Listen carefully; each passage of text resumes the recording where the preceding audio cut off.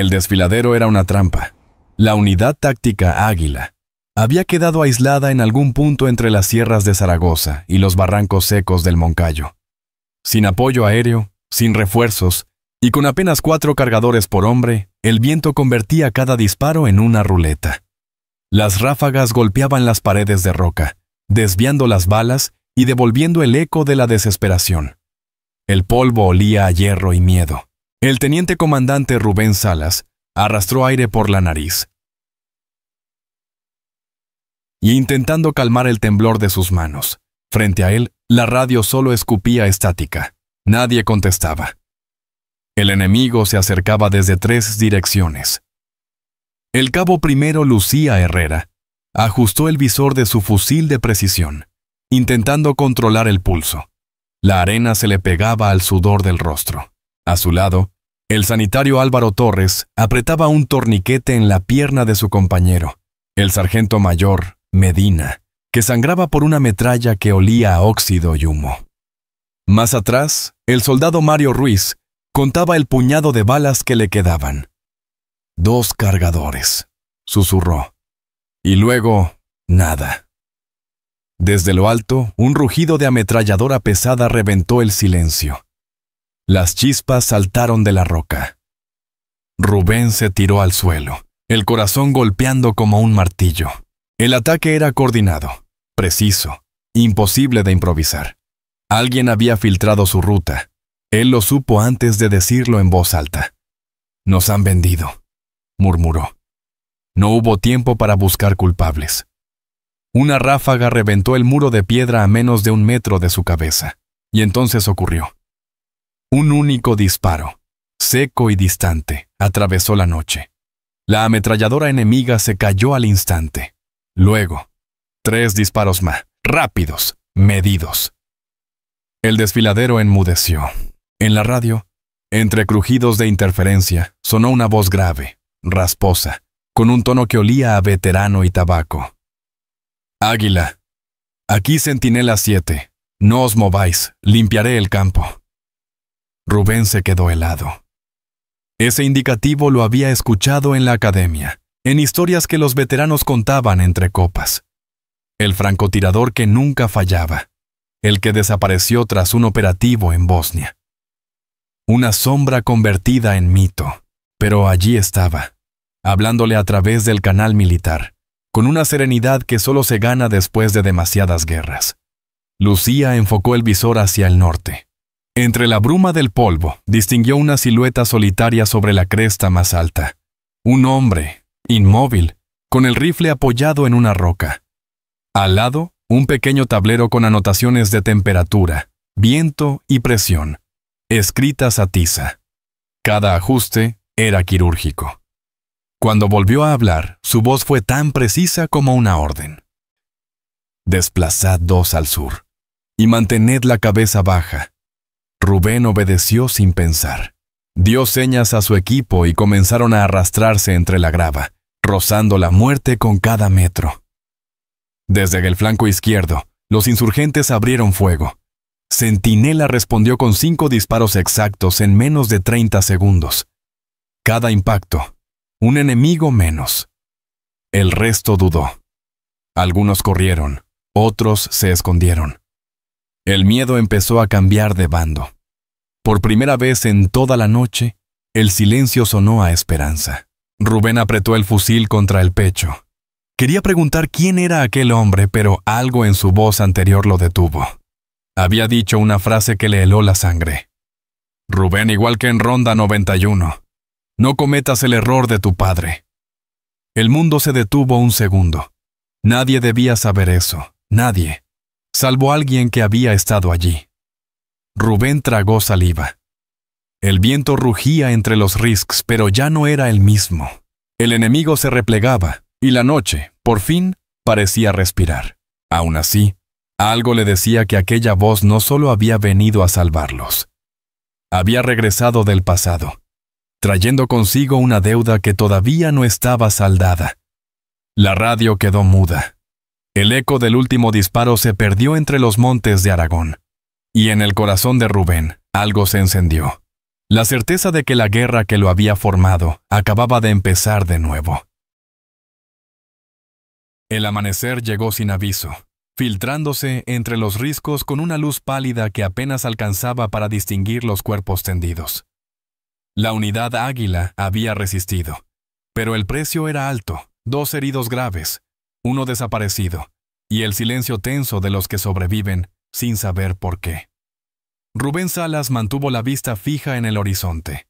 Había pasado la noche entera intentando localizar la posición del misterioso Centinela 7. Nada. Ni un rastro. Solo casquillos antiguos en el suelo, de un modelo de rifle que el ejército ya no usaba desde hacía años. Demasiados años. Al mediodía, el convoy de rescate llegó desde la base de Badajoz. Los helicópteros removieron la arena como si quisieran borrar lo ocurrido. Rubén subió al primero, sin mirar atrás. En el trayecto su mente no dejaba de repetir aquellas palabras: Ronda 91. Su padre había muerto en una operación clasificada en esa fecha, un asunto envuelto en silencio oficial. Su madre nunca quiso hablar del tema. Aquella coincidencia era imposible, o demasiado exacta para hacerlo.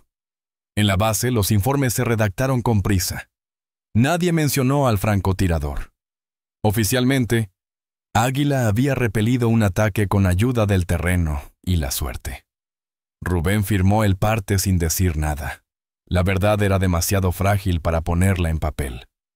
Esa noche, cuando todos dormían, se encerró en la sala de comunicaciones y revisó los registros de frecuencia. Buscó cualquier rastro de Centinela 7. Encontró solo un eco breve, una señal de radio militar obsoleta, usada por la brigada de montaña en los años 80. Su padre había servido allí. El capitán Lara, su superior, lo encontró frente a la pantalla, los ojos enrojecidos. «Salas, te advertí que no te obsesionaras con lo que no puedes controlar». El tono era más paternal que militar. «Has salvado a tu gente. Eso es lo que cuenta. ¿Y si no fue suerte?», replicó Rubén sin apartar la vista del monitor. «¿Y si alguien nos vigilaba desde antes? Alguien que sabía que nos iban a tender una emboscada». Lara suspiró. «En el ejército siempre hay fantasmas. Aprende a convivir con ellos». Pero Rubén no podía. Al día siguiente, se presentó en el Archivo Central de Madrid. Pidió acceso a los informes de operaciones de 1991, código Sierra Ronda. La respuesta fue inmediata. Clasificado. Nivel de autorización denegado. No obstante, un archivista mayor, al reconocer el apellido Salas, le deslizó un sobre por debajo del mostrador. Dentro, una copia amarillenta de un informe incompleto. El título: Operación Centinela. Las manos de Rubén temblaron. Entre las hojas encontró un nombre subrayado: Capitán Esteban Salas, su padre. Y al margen, con tinta azul, una anotación escrita a mano: Protocolo 7, última transmisión interceptada. No había más detalles, solo una fecha y coordenadas en las montañas de Soria, exactamente el tipo de terreno donde Rubén había combatido la noche anterior. Esa noche no durmió. En su mente, todo encajaba con una precisión aterradora. Su unidad había sido llevada allí por alguien, a propósito, al mismo lugar donde su padre había desaparecido 3 décadas antes. ¿Por qué? ¿Y quién había disparado para salvarlos? En el silencio del dormitorio de oficiales, Rubén encendió una linterna y volvió a leer el informe. En el borde inferior de la última página, casi invisible, había una frase tachada: «Si esto llega a manos de mi hijo, que sepa que el enemigo no está fuera». El sonido de una puerta metálica interrumpió sus pensamientos. Lucía Herrera apareció en la entrada, con el rostro cansado pero alerta. «He oído que te mueves demasiado, jefe». Traía en la mano una carpeta sin sello. «Encontré esto en el despacho del capitán Lara. Un registro de transmisiones antiguas. La señal de Centinela 7 no viene de Soria, viene del norte, de Ávila. de una base abandonada desde hace 20 años. Rubén la miró con una mezcla de miedo y alivio. «Entonces no es un fantasma», murmuró. «No», respondió Lucía con una leve sonrisa amarga. «Es alguien que nunca se fue, y parece que te está esperando». La carretera hacia Ávila se extendía como una cicatriz entre colinas cubiertas de jaras y encinas. Rubén conducía un todoterreno militar sin distintivos. Lucía iba a su lado, repasando el mapa viejo que habían encontrado entre los archivos. En el margen inferior, una palabra escrita a mano en tinta desvaída: Mirador. No aparecía en ningún registro oficial, pero los satélites mostraban algo allí. Una vieja estación de observación, medio derruida, oculta entre pinares. Nadie la había reclamado desde los 90. Al caer la tarde, el aire se volvió frío y húmedo. Los dos soldados caminaron los últimos metros a pie, esquivando zarzas y piedras. La estructura apareció ante ellos como un esqueleto de hormigón, antenas rotas, puertas herrumbrosas y un cartel casi borrado que aún decía «Zona militar, acceso restringido». Rubén apuntó con la linterna hacia el interior. Polvo, silencio y huellas recientes en el suelo. Alguien había estado allí. Descendieron por un pasillo estrecho. Las paredes estaban cubiertas de números y símbolos trazados con tiza, fórmulas balísticas, correcciones de viento, coordenadas. Todo escrito a mano, con precisión obsesiva. En una mesa descansaba un rifle de largo alcance, limpio, con un visor calibrado a 1500 metros. Junto a él, una carpeta con documentos en castellano antiguo y una grabadora de cinta. Rubén presionó play. Una voz grave llenó el aire. «Si estás escuchando esto, eres de los nuestros, o eres mi hijo». Rubén sintió cómo el suelo se le escapaba. La voz continuó. «Mi nombre es Esteban Salas. Oficialmente estoy muerto, pero la verdad es más sucia. En 1991 descubrimos algo que no debíamos. Un proyecto oculto bajo la apariencia de comunicación militar. Se llamaba Centinela. Un programa para manipular operaciones y eliminar testigos dentro del propio ejército. Cuando quise denunciarlo, me mandaron aquí, y ya sabes lo que pasó». Lucía se cubrió la boca. Rubén no podía moverse. La voz de su padre siguió, más baja. «Si alguien más te ayuda, confía solo en quien dispare sin pedir permiso. Él sabrá quién eres. El protocolo 7 nunca se cerró. Alguien tiene que terminarlo». El clic final de la cinta sonó como un disparo en el pecho de Rubén. Pasaron varios minutos en silencio. Afuera, el viento aullaba entre los árboles. Rubén se acercó al rifle, lo examinó, y encontró grabadas 3 iniciales en el metal. E.S., las de su padre. En el cajón, un cuaderno. Dentro, notas con fechas recientes. Centinela 7 no solo existía, estaba activo, usando las mismas claves que su padre había creado. En la última página, un nombre escrito con trazos firmes. Coronel Álvarez, Proyecto Horizonte, Base de Córdoba. Lucía levantó la vista.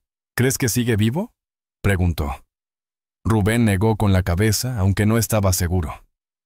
«Si no es mi padre, alguien está usando su código, y eso significa que el proyecto sigue en marcha. Y el tal Álvarez, el responsable, o el próximo paso». Al salir al exterior, la noche había caído del todo. Las luces lejanas de Ávila titilaban como brasas. Rubén cerró la puerta del viejo búnker con un sonido metálico que resonó como un adiós. «Lucía, no informes de esto a nadie», dijo mientras caminaban de vuelta al coche. «Desde ahora esto no es una operación, es una deuda familiar». Ella lo observó un momento, intentando medir su determinación. «¿Y si es una trampa?».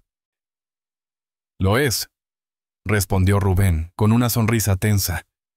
«Pero no pienso dejar que la escriban otros».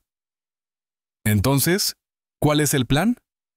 «Viajar a Córdoba, encontrar al coronel Álvarez y preguntarle por qué el fantasma de mi padre todavía da órdenes». Cuando subieron al vehículo, una luz roja parpadeó en el cuadro de mando. Un transmisor oculto, recién activado.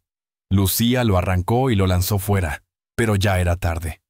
En el horizonte, 3 focos se encendieron a la vez, avanzando entre la maleza. «Nos han encontrado», dijo ella. Rubén pisó el acelerador. El motor rugió, y la oscuridad del bosque se llenó de disparos. El pasado había despertado, y ahora quería cobrar lo que era suyo. El coche se sacudía sobre el camino de tierra, mientras los disparos rebotaban en la chapa trasera. Rubén mantuvo el volante firme, los ojos clavados en la pista que descendía hacia el valle.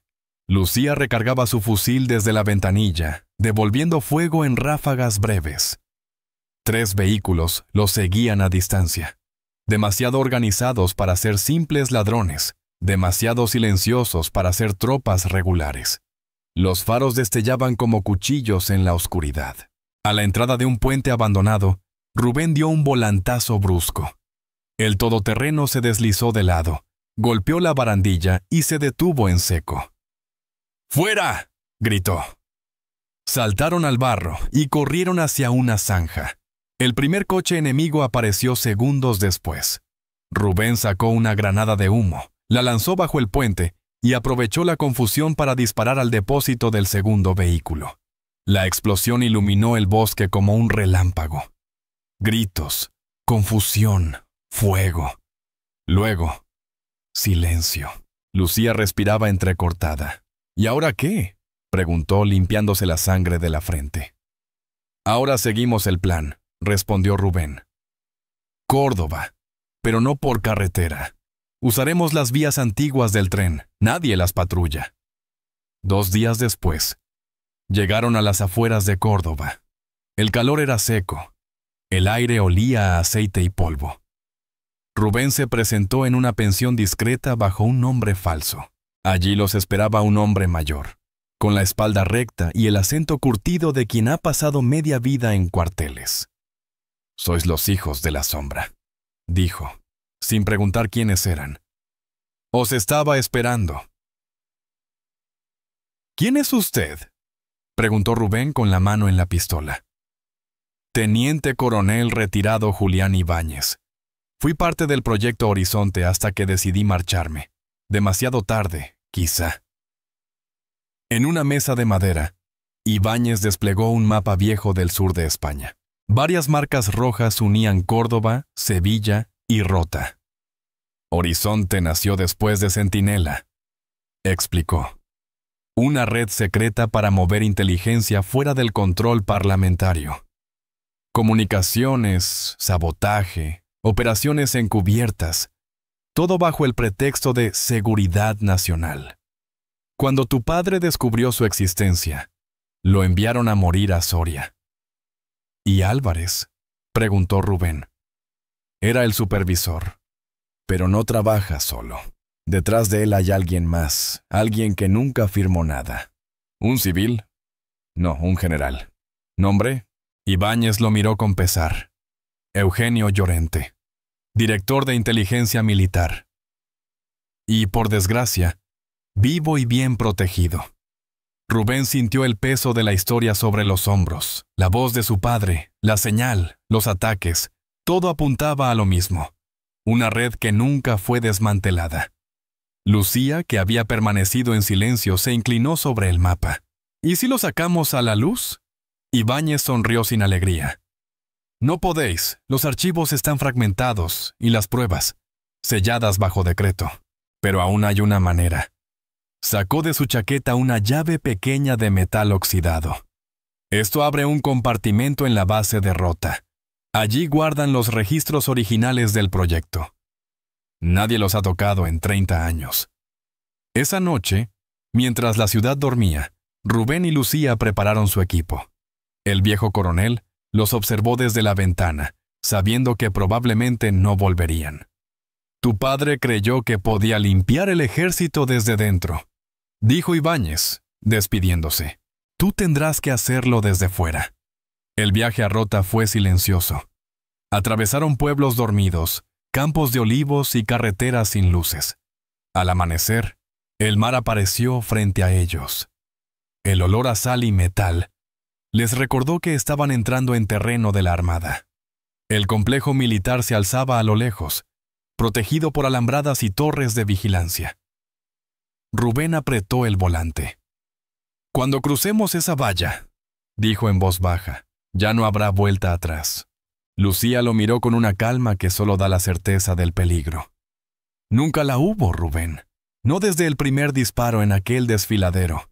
El sol despuntaba sobre el Atlántico cuando dejaron el coche entre los arbustos. La llave del coronel pesaba en el bolsillo de Rubén como una sentencia.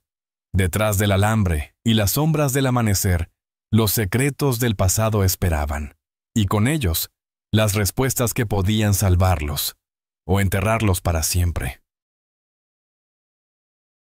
El amanecer en Rota tenía un brillo engañosamente sereno. El olor del mar se mezclaba con el del combustible y el metal caliente. Rubén y Lucía se movían entre sombras, vestidos con uniformes prestados de mantenimiento naval. El acceso al perímetro norte era el más vulnerable. Una verja oxidada, medio olvidada por las patrullas. La llave del coronel encajó a la perfección. El pestillo se dio con un chasquido suave, casi respetuoso. Entraron.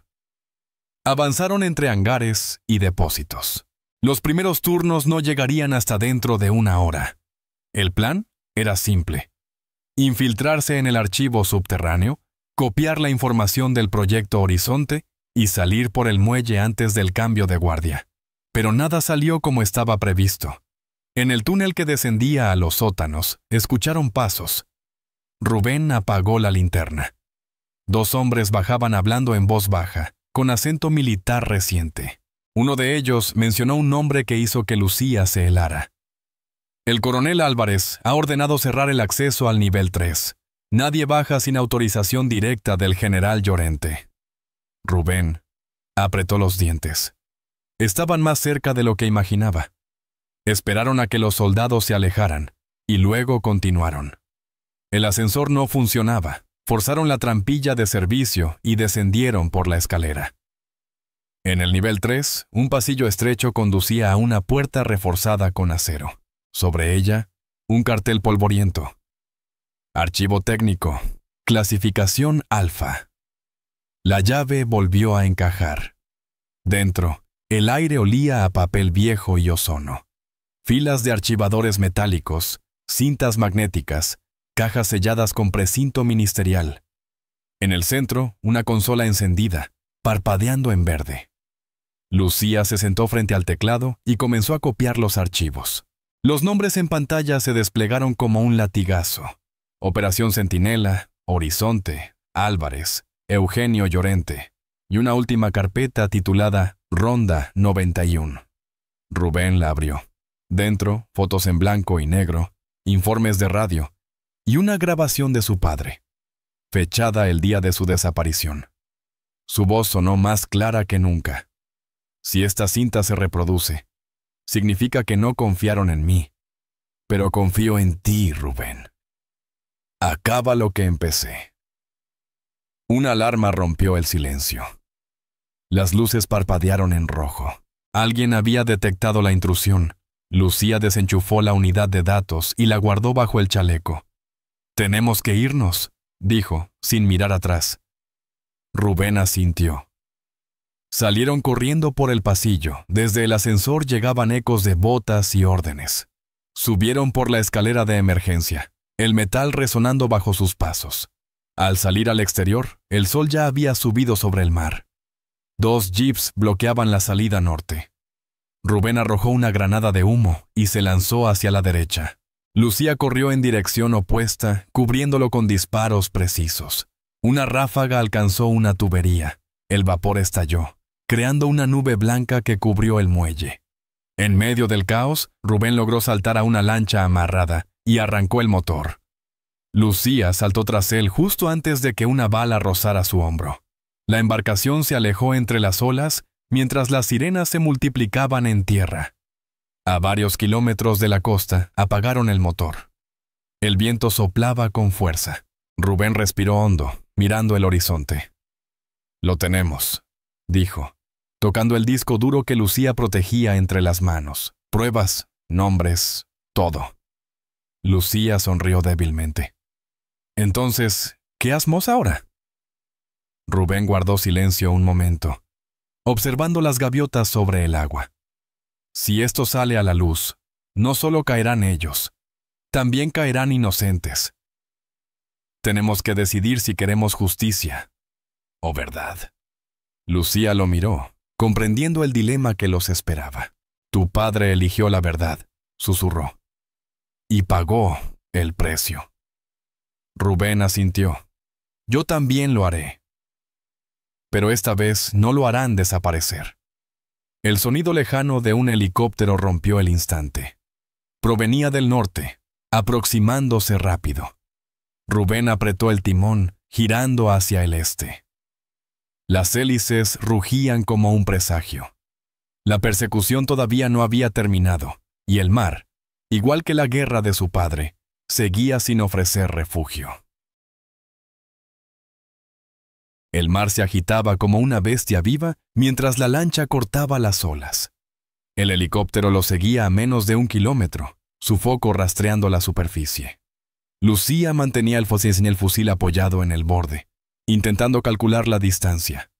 Rubén sabía que no podrían escapar por mucho tiempo. A lo lejos, la costa de Cádiz se dibujaba difusa bajo el amanecer. «Nos alcanzarán antes de llegar», dijo ella entre dientes. «No si los confundimos primero», respondió Rubén. Giró el timón hacia una zona de arrecifes, donde el radar del helicóptero tendría interferencias. Las hélices resonaron sobre el agua, pero pronto se perdieron entre la bruma. Se refugiaron en una pequeña cala sin nombre, rodeada de acantilados. Dejaron la lancha encallada y se internaron entre las rocas. Rubén encendió el comunicador portátil que había recuperado del archivo. No era un equipo actual, sino un modelo antiguo, de los 90. En la frecuencia principal resonaba una señal débil, casi imperceptible. Lucía se acercó. «¿Crees que sigue activo?», preguntó. «No lo creo», dijo Rubén. «Lo sé». Ajustó el dial. Por fin, una voz surgió del ruido blanco. «Águila, aquí Centinela 7. Os tengo en el mapa. Seguid hacia el este, hacia la Torre Vieja». Rubén tragó saliva. «¿Padre?». Hubo una pausa, y luego la voz respondió.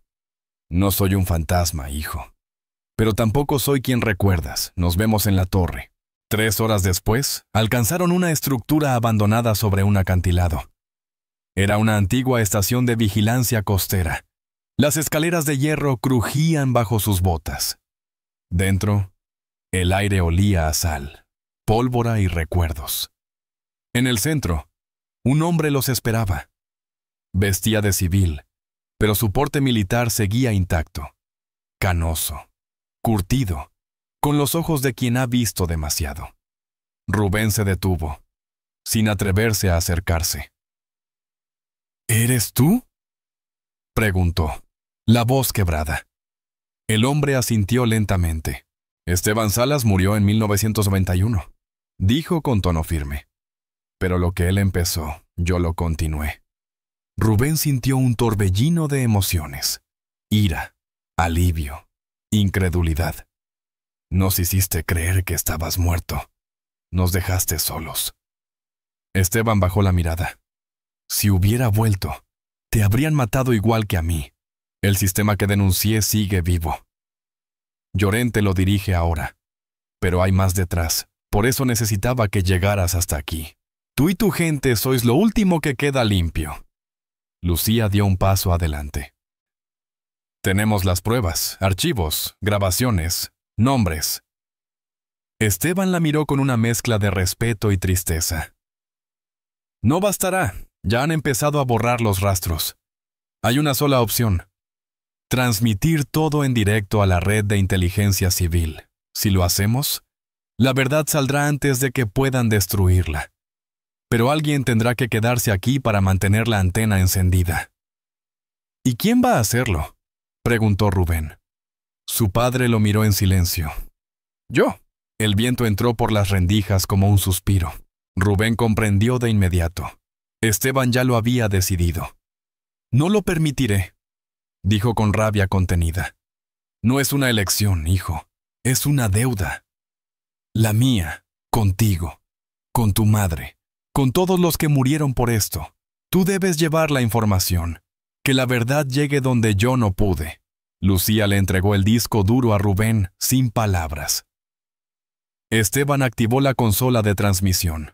Los monitores cobraron vida, enviando los datos cifrados a una red internacional. «Cuando esto se publique», añadió, «Llorente caerá. Pero también caerá medio ejército». «Entonces que caigan», murmuró Rubén. De pronto, un rugido de motores retumbó desde el mar. «¡Helicópteros!». Esteban miró el radar y asintió. «Tienen la señal. Idos, ahora». Rubén lo abrazó por primera vez en 30 años. «Nunca dejaré que te borren otra vez». Su padre sonrió con cansancio. «No podrán. Ya no hay silencio que me tape». Rubén y Lucía corrieron hacia la salida, bajando las escaleras entre el estruendo de los rotores.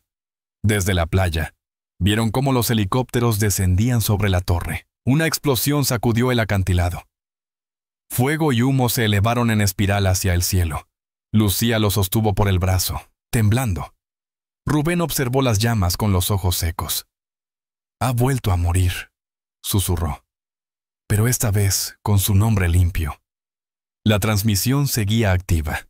En pantallas de medio país, las palabras Proyecto Horizonte, documentos clasificados, empezaron a circular. El secreto había terminado. O al menos, eso creían. Las noticias estallaron como un incendio imposible de contener. En Madrid, los canales de televisión interrumpieron su programación para emitir los archivos filtrados. Documentos, grabaciones, fotografías. Los nombres de altos mandos y funcionarios aparecieron uno tras otro, arrastrando consigo décadas de mentiras. En los despachos del Ministerio de Defensa, el general Eugenio Llorente contemplaba la pantalla sin parpadear. Su rostro permanecía impasible, pero sus manos, quietas sobre el escritorio, temblaban levemente. «Encuéntrenlos», ordenó con voz áspera, «antes de que el país se derrumbe». Rubén y Lucía se refugiaban en una casa antigua en las afueras de Cuenca, entre pinos y montañas. Llevaban 3 días sin dormir. Los periódicos hablaban de la mayor filtración militar en la historia de España. Algunos los llamaban traidores, otros héroes. Rubén no quería ninguno de los dos títulos. Solo buscaba silencio y quizá un poco de paz. Pero la guerra de su padre no había terminado. Aún quedaban piezas por mover. Una noche, mientras la lluvia golpeaba los tejados, escucharon el motor de un coche que se acercaba por el camino de tierra. Rubén tomó su arma y se asomó a la ventana. Era un vehículo civil. Del interior descendió un hombre de traje oscuro. Caminaba despacio, con un maletín en la mano y una insignia que brilló bajo el relámpago. «Soy el inspector del Tribunal Militar de Sevilla», dijo al entrar. «No vengo a detenerles, vengo a escuchar su versión». Lucía lo observó con desconfianza. «¿Por qué ahora?» «Porque Llorente ha desaparecido, y el gobierno necesita saber si sigue vivo». El inspector abrió el maletín. Dentro había una carpeta sellada y una carta. Rubén la tomó. Reconoció la caligrafía al instante. Era de su padre. «Si lees esto, es que el fuego me alcanzó. No llores mi ausencia. La verdad no pertenece a nadie, pero el deber sí. Busca los nodos restantes. El sistema sigue respirando». Al final, una coordenada. Navarra. Rubén la memorizó sin decir palabra. «¿Lo vais a seguir?», preguntó el inspector. «No hay elección», respondió Lucía. «Si el sistema sigue vivo, alguien debe enfrentarlo».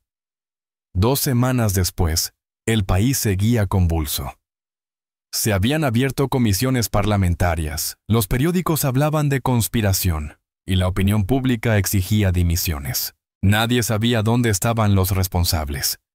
Rubén y Lucía partieron al norte, sin escolta, sin respaldo. En las montañas de Navarra encontraron un complejo subterráneo clausurado, vigilado por drones y sensores. Allí, bajo el suelo húmedo, latía la última célula del proyecto Horizonte. No hubo batalla, no hubo discursos, solo una puerta cerrada y una luz verde parpadeante. Dentro, servidores encendidos y pantallas que mostraban coordenadas globales. La red seguía activa, extendiéndose más allá de España. Rubén comprendió que aquello era más grande que su familia, más grande que cualquier país. No podemos destruirlo todo, dijo Lucía, pero podemos reescribirlo. Rubén asintió. Conectó el terminal y cargó un nuevo protocolo. Centinela activo. Una red abierta, transparente, diseñada para exponer cada intento de manipulación militar. Tu padre lo empezó en secreto, susurró ella. Tú lo haces a la luz del día. El amanecer encontró a Rubén sentado frente a la entrada, observando cómo el sol doraba los campos del norte. Lucía dormía, exhausta, con el fusil a su lado. En la distancia, las campanas de un pequeño pueblo resonaban entre las montañas. Todo parecía en calma, pero él sabía que no lo estaba. Ninguna verdad se revela sin herir a alguien. Y aún así, por primera vez, sintió que la deuda estaba saldada. Se levantó despacio, guardó el disco con las últimas pruebas y miró al horizonte. Padre, la línea sigue en pie, murmuró. Luego, dirigiéndose a la cámara que había dejado encendida, habló con voz firme y clara. Si has llegado hasta aquí, no olvides por qué luchamos. La justicia no siempre vence, pero la memoria nunca se rinde. Suscríbete al canal, deja un comentario y comparte el video. La historia de los que no callan aún continúa.